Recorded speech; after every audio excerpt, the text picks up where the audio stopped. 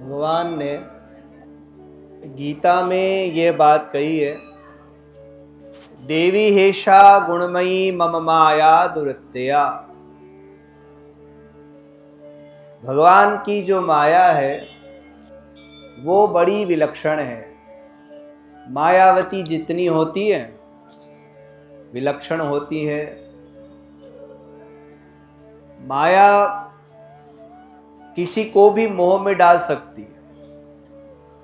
को न जग जाही व्यापी माया, ऐसा कोई नहीं है जो माया से प्रभावित ना हुआ हो। ज्ञानी भगत शिरोमणि त्रिभुवन पतिकर आन, ताहि मोह माया नर पावर करहि गुमान। भगवान के एक भक्त हुए, उनका नाम था गरुड़। गरुड़ जी भगवान के भक्त थे। गरुड़ जी कौन थे बताओ भाई? अरे बोलो, सो गए क्या? भगवान के, देखो यही आवाज सुनाई नहीं पड़ रही, भगवान तक क्या पहुंचेगी? फिर से बोलो, गरुड़ जी कौन थे? भगवान के। और आपका वाहन कौन है? परसों एक आदमी आया, उनका महाराज मेरी पत्नी मेरी बुद्धि में चढ़ गई है। तो हमने कहा उसका नाम ही श्रीमती है, जो मती में बैठे। उसने मेरे से कहा कि मैंने कई ज्योतियों से पूछ करके ग्रहों के चक्कर काट लिए। मैंने कहा कोई बात नहीं, अब पत्नी के चक्कर काटो। भगवान के एक वाहन है, उनका नाम गरुड़। और गरुड़ भगवान के भक्त हैं, ज्ञानी है, तपस्वी है। पर ज्ञान में, तप में, भक्ति में यदि अहंकार आ जाए तो भगवान उसको दूर करते। आप जब भोजन बनाते हो तो ये ध्यान रखते हो कि भोजन में कोई मच्छर ना गिर जाए, बाल ना गिर जाए।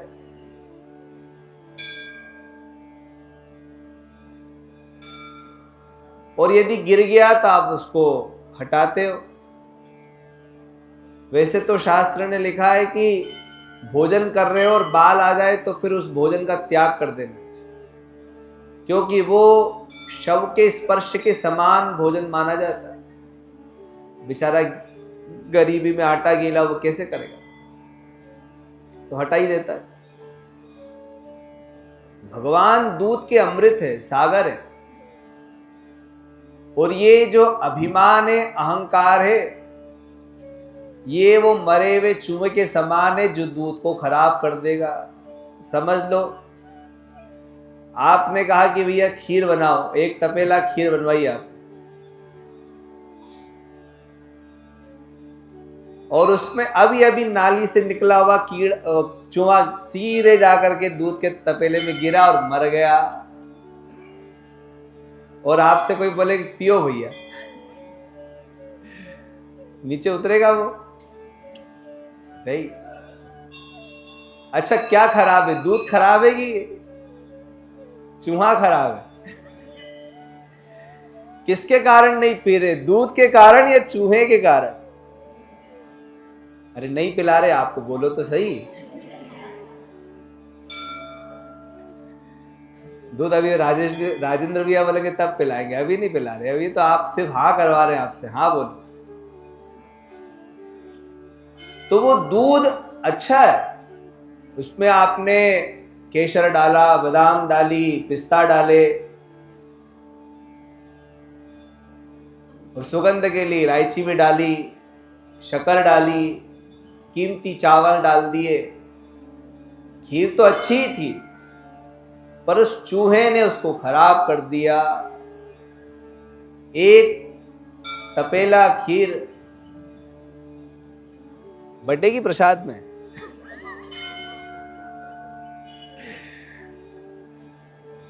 अब पता नहीं चले तो अलग बात है कि किसी ने अंदर ही चूहे को निकाल के फेंक दिया और बाहर पड़ गया।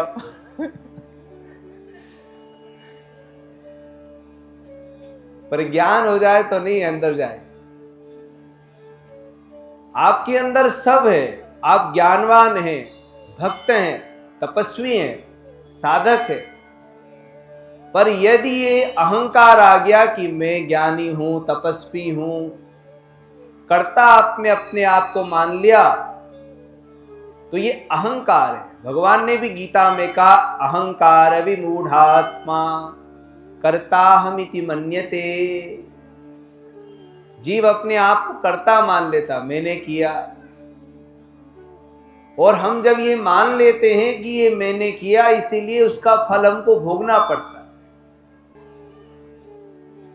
हमारे यहाँ पूज्य भगवान कहते थे कि दादू दयाल एक बड़े अच्छे संत हुए, तो दादू वाणी में दादू करता मैं नहीं, करता है कोई और, करता है सो भरेगा तू जिन करता रोए।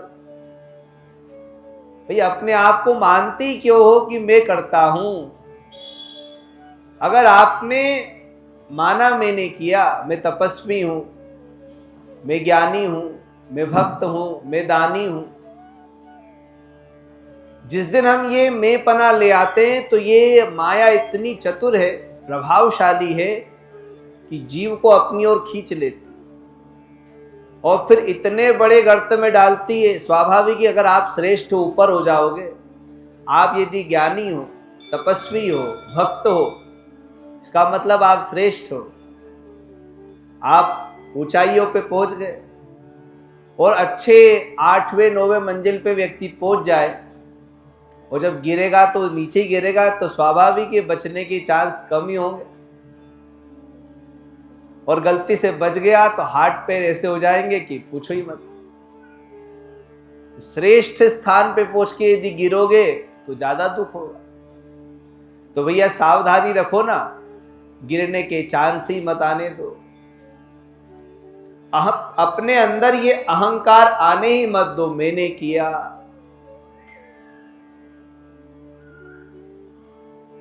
अच्छा या बुरा ये सब करने वाले भगवान हैं, हम नहीं। सब ही नचावत राम गोसाई, उमा दारु जोशित की नाई। भगवान सब कठपुतली की तरह नचा रहे। कठपुतली का खेल देखा आप लोगों ने? तूने कहां से देखा होगा, तेरी उम्र ही क्या है? नहीं ये वो हाँ आपने नहीं, इसने भरी।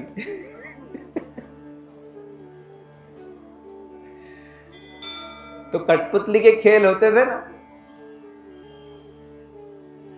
वो कठपुतली के खेल में वो जो कठपुतली दिखाने वाला होता था, नचाने वाला, वो दिखता नहीं था, वो पर्दे के पीछे होता था और कठपुतली दिखती थी और सारे अभिनय वो कठपुतली करती थी। गले मिल रही है, रो रही है, नाच रही है।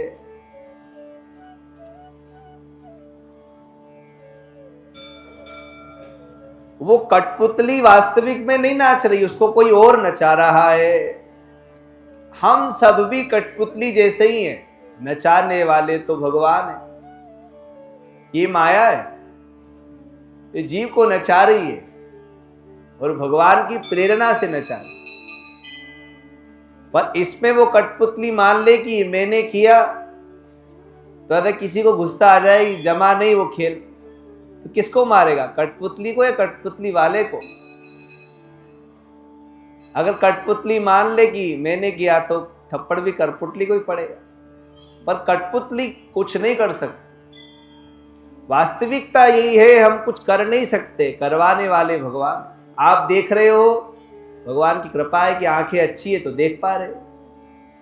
आप दौड़ रहे हो, भगवान की कृपा है कि आपके पैर सलामत है कि आप दौड़ रहे हो। आप यदि कुछ कर पा रहे हो हाथ से तो ये भगवान की कृपा है। अच्छा सुन पा रहे हो, बोल पा रहे हो, चल पा रहे हो, और जो कुछ खा रहे हो सब पच रहा है, तो ये भगवान की कृपा है।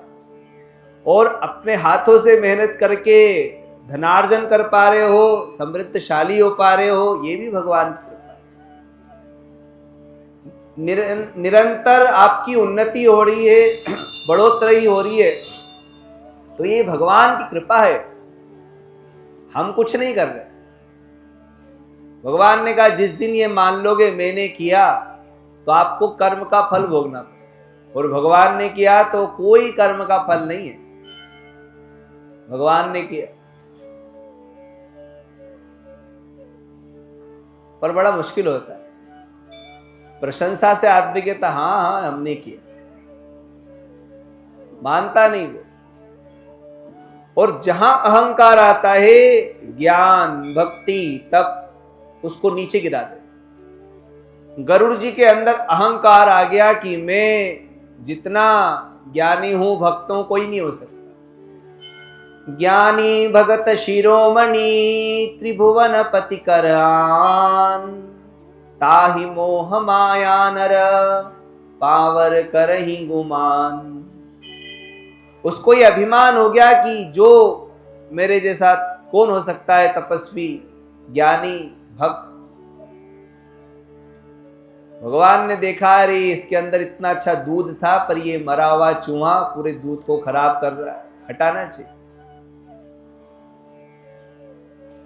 भगवान ने दूध को नहीं फेंका, बनिए रहे होंगे, उन्होंने कहा भैया क्यों नुकसान करे, चूहे को फेंको। इसका मतलब ये नहीं कि आप भी ऐसे ही करो।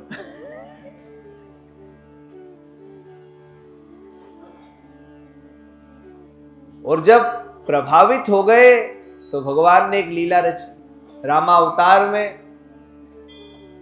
भगवान सीता जी की खोज में निकले। पता लगने के बाद में युद्ध प्रारंभ हो गया, और युद्ध के प्रारंभ में मेघनाद ने भगवान को नाग के पास नाग की रस्सी से, सांपों की रस्सी से बांध दी। और जिस समय भगवान को नाग की रस्सी से मेघनाद ने बांधा और विजय शंख फूंक दिया और कहा इन दोनों को जेल में डाल दो। सैनिक ले जा रहे थे भगवान राम लक्ष्मण को, आकाश मार्ग में नारद जी जा रहे थे। उन्होंने देखा अरे मोर श्राप कर अंगीकारा, भगवान ने मेरे श्राप को अंगीकार करने के बाद में कितना दुख भगवान सहन कर रहे हैं। जो प्रेमी होता है वो स्वयं दुख सहन करना चाहता है, पर अपने प्रेमी को दुख देना नहीं चाहता, उसके सारे दुख अपने ऊपर लेना चाहता। भगवान के भक्त भी ऐसे ही है। नारद जी ने देखा कि प्रभु बड़े कष्ट में है, अब ये नाक से कैसे छूटे, तो विषस्य विषम औषधम, भगवान ने कई प्रकार की औषधियां बनाई है और हर रोग की औषधि होती है। उन्होंने कहा ये गरुड़ जी ही इनको बचा सकते। गरुड़ जी के पास में गए और गरुड़ जी को कहा गरुड़ जल्दी चलो, भगवान संकट में है। तो गरुड़ देखते ही कहने लगे पागल हो गया, बावरा हो गया, कैसी बात बोल रहा है। अरे जो संकट हरण है वो क्या कभी संकट में पड़ सकते हैं?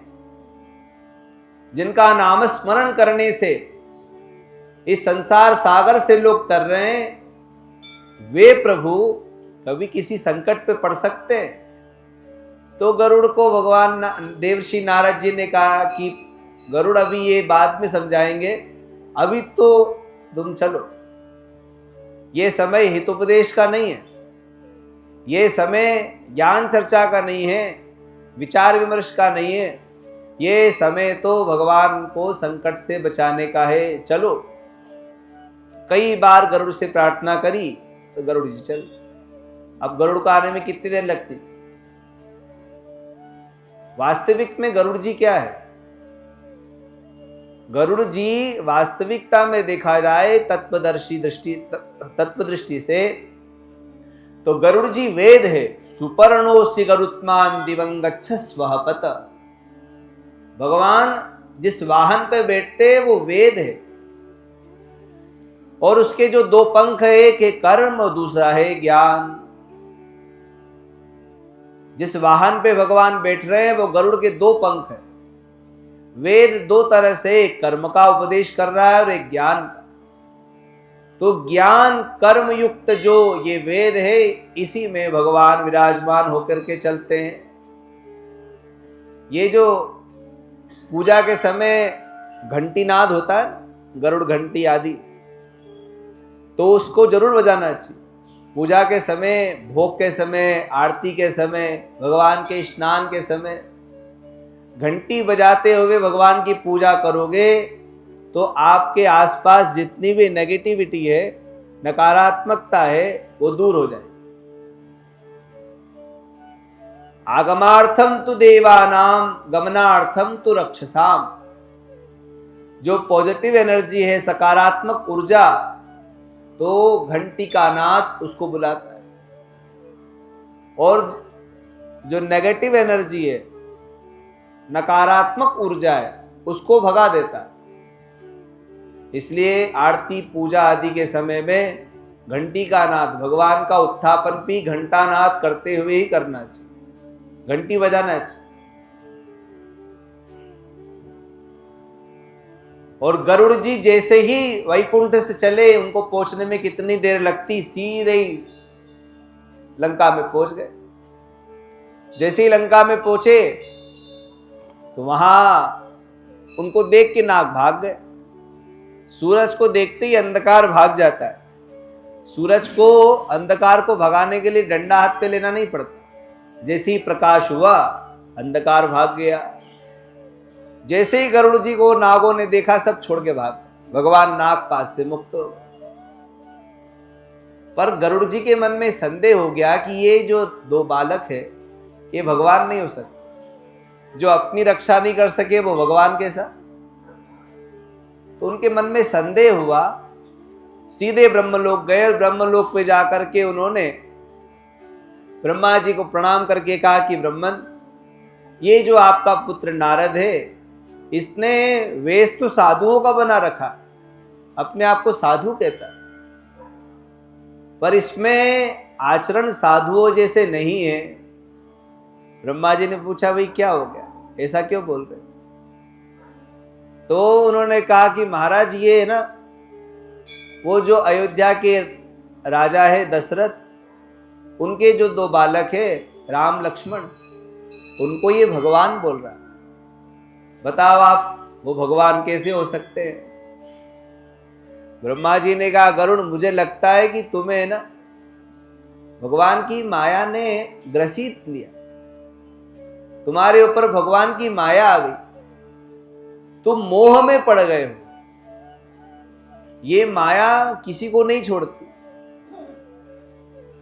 एक बार हमको भी मोह लिया था, और हम भुगत भोगी हैं, इसलिए बता रहे हैं कि भैया, तुम माया से मुक्त होना चाहते हो तो महेश्वर के पास चले जाओ। भगवान महेश्वर वो माया से रहित है। भगवान शिव के पास में चले जाओ, वो ही इसका रहस्य आपको बताएं। सीधे ब्रह्मलोक से शिवलोक की ओर चल पड़े। भगवान आशुतोष उस समय ध्यान अवस्था में थे। उन्हें पता लग गया कि ये गरुड़ आ रहा है, तो उन्होंने सोचा कि देखो, इसके अंदर अभी अभिमान है, और अभिमान जो है ना अंदर दृढ़ हो गया, ठोस हो गया। और कोई ठोस वस्तु को आपको हटाना हो तो चोट के बिना नहीं हट, चोट पड़ेगी तो अपने आप। ठाकुर बनने के लिए क्या है, ठोकर खाएगा तब ठाकुर साहब हो जाएगा। उन्होंने कहा, जब तक इस पे चोट नहीं पड़ेगी ये समझेगा, इसे अभिमान है। और अभिमान इसे ये है कि मैं पक्षियों का राजा हूं, गरुड़ हूं। इसे पक्षियों में जो सबसे निकृष्ट है उसके पास ही पहुंचाना। ये हमारी भाषा नहीं समझेगा। कंटके न कंटकोद्धार है, कहावत है कि सठम साठ्य आदमी प्रेम से नहीं समझे तो जिस भाषा से समझे उसी को समझाना पड़ता है। आप मत जाना, आप तो प्रेम से ही समझाना। शास्त्र में लिखा हुआ बता, उन्होंने कहा ये मेरी भाषा नहीं समझेगा, इसे तो वो कोई और ही समझाएगा। तो उस समय भगवान ध्यान अवस्था में थे, इधर से गरुड़ जी चले भगवान से मिलने के लिए। तो भगवान अपना ध्यान छोड़ करके बीच रास्ते में चले गए। गरुड़ जी को भगवान बीच रास्ते में ही मिल गए। प्रणाम किया गरुड़ ने, भगवान ने आशीर्वाद दिया और पूछा भाई गरुड़ क्यों आए हो? उनका प्रभु मेरे कुछ प्रश्न है। तो उन्होंने कहा देखो तुम मुझे मार्ग में मिले हो, वो मार्ग में किसी भी प्रकार के प्रश्नोत्तर का कोई समय नहीं होता। अब भाई मैं जल्दी में हूं, किसी काम से जा रहा हूं, आपके प्रश्न का उत्तर नहीं दे सकता। और संदेह तो बहुत समय तक संग करो तब जाकर के दूर होता है। जब बहुकाल करिए सतसंगा तब होत सब संशय भंगा। इतनी जल्दी संदेह दूर नहीं होंगे। किसी चीज को समझने के लिए उसके जानकार व्यक्ति के पास में आपको बैठना पड़ेगा। और फिर उनके मन में आया कि ये अभिमानी है, अपने आप को पक्षीराज मानता है, तो इसको पक्षियों में जो निकृष्ट है कौवा, उसके पास पहुंचा। समझई खग खग ही की भाषा, पक्षी पक्षी की भाषा को समझेगा। तो कागाचार्य के पास पहुंचा। सिद्धों के, समर्थ महापुरुषों के दर्शन मात्र से जीव का अंतःकरण शुद्ध हो जाता।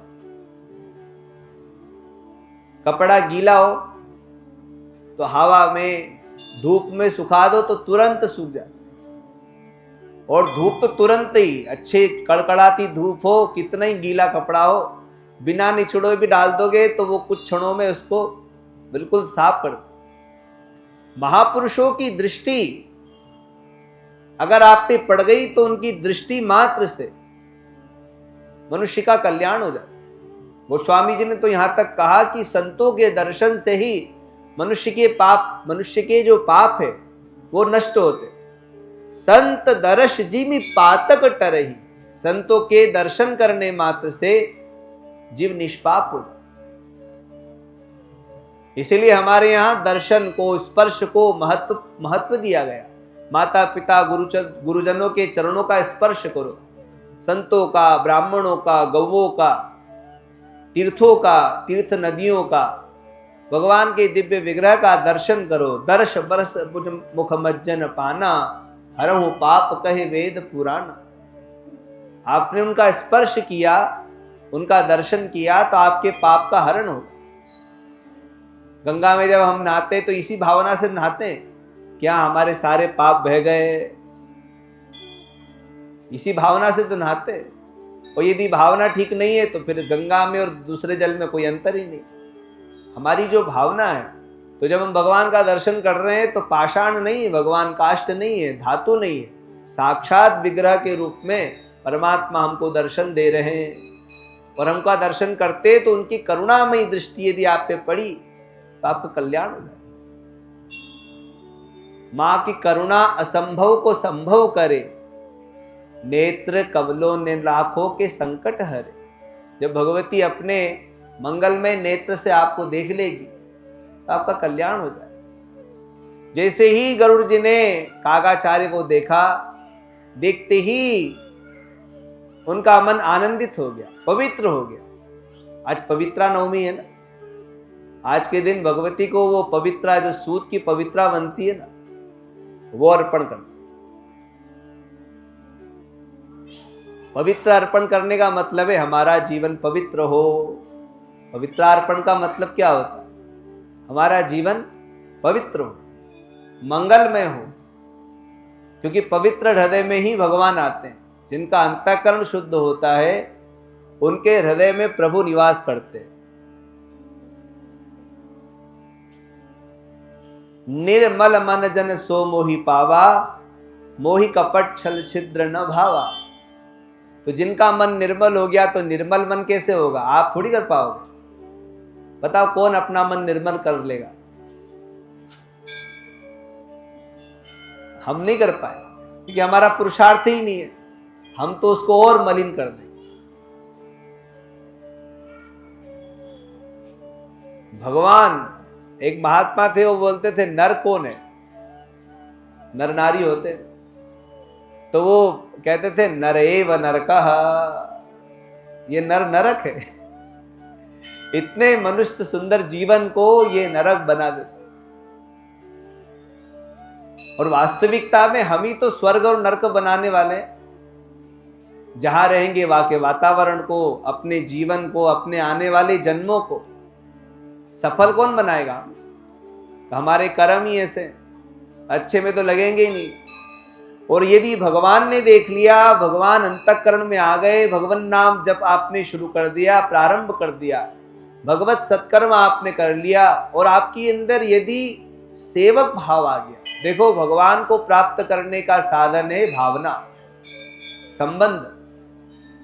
भगवान से यदि आपने अपना संबंध स्थापित किया, प्रभु चरणों में आपकी भावना है, तो आपका अंतःकरण शुद्ध होगा। क्योंकि भगवान जिस भावना से आप उनको अपना मानेंगे, भगवान आपको उसी भावना से ग्रहण कर लेंगे। भक्त लोग विभिन्न रूपों की आराधना करते हैं और नाना प्रकार के संबंध भगवान से बनाते हैं। कोई भगवान को सखा मानता है, मित्र मानता है, कोई भगवान को पुत्र मानता है, हमारे बच्चे, कोई भगवान को अपना पिता मानता है, कोई भगवान को अपनी माँ मानता है, कोई भगवान को अपना स्वामी मानता है। सेवक सेव्य भाव विनु भवन तरी ओरगारी। और यदि हम भगवान को अपनी माँ मान के सेवा करेंगे तो माँ की करुणा तो अद्भुत है, माँ का वात्सल्य तो अद्भुत है। गाय अपने बछड़े को जब पैदा होता है तो गंदगी में होता है, और वो बछड़ा पूरा गंदगी से लथड़ा होता है, तो उसकी माँ अपनी जीवान से उसकी गंदगी को चाट करके, साफ करके अपना दूध पिलाती। वो ये नहीं देखती कि इसके अंदर गंदगी है, उसका वात्सल्य उसकी गंदगी को साफ कर देता है। अरे आपका ही जब बच्चा पैदा होता है तो मलमूत्र तो आपकी गोद में कर देता है, तो आप बच्चे को फेंकते हो कि मलमूत्र? बच्चे से थोड़ी फेंकोगे, वो तो आपका अपना है, क्योंकि आपका उसके प्रति वात्सल्य, प्रेम, स्नेह, उसके प्रति आपके मन में करुणा है, ममता है। तो जब साधारण माँ अपने बच्चे के अंदर गंदगी नहीं देखती बल्कि उसकी गंदगी को साफ कर देती है, तो जो जगन्न माता है, जो सबकी माँ है, त्रिभुवन को जिसने जन्म दिया, त्रिभुवन का जो पालन पोषण कर रही है, त्रिभुवन जिनकी गोद में है, हम वास्तविकता में देखा जाए तो उन्हीं की गोद में ये पृथ्वी क्या है? माँ ही तो है। कितने रत्न है इसके अंदर, इसीलिए इसका नाम वसुंधरा है, रत्न गर्भा वसुंधरा। और हम सब उनके आंचल में बैठे हैं। वे जगन्न माता अपने अनुग्रह से हमारे सारे कष्टों को, सारी गंदगियों को दूर कर देते। जब हम उनके पास में जाते हैं तो हमारे अंदर की जो मलिनता है वो कभी नहीं देखती। कुपुत्रो जायेत क्वचिदपि कुमाता न भवेत्, वो कभी देखती ही नहीं। वो तो ये देखती कि इसके अंदर भाव कैसा है। जननी जननम यातु मम वै नृणानि रुद्राणी शिव शिव भवानी की जपत। यदि आप उनका स्मरण कर रहे हैं, जैसे छोटा बच्चा अभी तो बोलना जानता ही नहीं, तो वो रोता है और एक ध्वनि निकलती है जिसमें ये सुनाई पड़ता है कि वो बुला रहा है, तो उसकी माँ दौड़ी चली आती और उसकी और देख लेती कि इसको क्या जरूरत है, भूख लग रही है या इसने गंदगी कर दी है या कोई कीड़ा काट रहा है या ये सो के उठा है। बच्चे जब सो के उठते तब भी तो रोते हैं। क्यों भैया, तू रोया कि नहीं? तब कैसे पता? तो जो छोटे बच्चे होते हैं तो वो उनको उठाओ तो रोते हैं, पर उसकी माँ को पता है कि इसको भूख लग रही है, नींद आ रही है, क्या आवश्यकता है। तो जो साधारण ज्यादा पढ़ी लिखी नहीं, उसको इतना ज्ञान है अपने बच्चे के विषय में, तो जो जगन्न माता है वाणी रमा सेविता है। सरस्वती लक्ष्मी भी चवर जिनके सेवा में डोलाती रहती हैं, ऐसी पराम्बा जब हम उनकी गोद में चले जाएंगे तो उनका अनुग्रह क्यों नहीं होगा? क्या नहीं जानती वो? बल्कि वहां जाके जब खड़े हो, जब आप मंदिर में जाओ माँ के सामने, तो यही को हम में कुछ नहीं है। मम न भजन भक्ति पादयोस्ते न रक्तिर न च विषय विरक्ति ध्यान योगे न शक्ति। ना हम में भक्ति है, ना ज्ञान है, ना वैराग्य है, ना कोई पूजन है, ना कोई मंत्र है, कुछ नहीं। ना कोई शक्ति है, ना कोई योग है, कुछ नहीं। इति मनसि सदा हम चिंतयन्नाद्य शक्ते रुचिर वचन पुष्पम अर्चनम संचिनोमि। हे माँ, आपकी महिमा उसको भी हम नहीं जान सकते, पर ये जो एक जय हो जगदम्बा, ये केवल एक पुष्प आपके चरणों में अर्चना की दृष्टि से समर्पित है। और ये भी हमारा सामर्थ्य नहीं है, आपकी कृपा। बस आपका चिंतन बना रहे, आपकी स्मृति बनी रहे। जननी जननम या तु मम वै, ये जन्म या जन्मांतर तक हे जगदम्बा आपका स्मरण सतत होता रहे। यही अर्पण वास्तविकता में पवित्रार्पण। आज पवित्रा नवमी है ना, आज भगवती को 2 दिन पवित्रा चढ़ती है, अष्टमी को और नवमी को, पवित्राष्टमी और पवित्रा नवमी। तो वास्तविकता में अपने आप को जिस दिन उनके चरणों में समर्पित कर दोगे, तो मामेव ये प्रपद्यन्ते माया मेताम तरन्ति ते, जब उनको अपने आप उनके चरणों में अपने आप को समर्पित कर दोगे, तो उनकी जो माया है वो आपको नहीं छेड़े, क्योंकि आपने उनके चरणों में अपने आप को समर्पित किया। इसका मतलब आपके हृदय में उनके प्रति भक्ति जागृत हो गई। और ये नियम है, एक पति की 2 पत्नियां हो ना, तो वो कभी प्रेम से नहीं रहती। अरे भाई, राम जाने कैसी रहती होगी, जो भी रहती होगी, बहुत मुश्किल होता है। मोहन नारी नारी के रूपा, स्त्री स्त्री को देख करके कभी मोहित नहीं होती। और जहां भक्ति होगी वहां माया नहीं होगी, और जहां माया होगी वहां भक्ति नहीं होगी। दोनों है भगवान की, पर दोनों है सोच है ना। फूटी आंख क्या, फूटी आंख नहीं सुहाती। उसको उसके लोग पसंद नहीं और उसको उसके लोग। मायावी को भक्त लोग अच्छे नहीं लगते और भक्तिमती को मायावी अच्छे नहीं लगते। तो वो कहती नहीं भी हमको इनके बच्चों से कोई लेना देना नहीं, हमारे थोड़ी है। तो यदि भक्ति का आश्रय ले लिया तो वो बाई छोड़ देगी, आपको पकड़ेगी नहीं। तो यदि आपने भगवती का आश्रय ले लिया, भगवान का आश्रय ले लिया, तो मामेव ये प्रपद्यन्ते माया मेताम तरन्ति ते, जिस दिन आपने उनका आश्रय ले लिया उसी दिन आपको माया छोड़ देगी। और माया के छोड़ते ही आपके संसार का आवागमन भी छूट जाएगा, यानी मोक्ष हो जाएगा।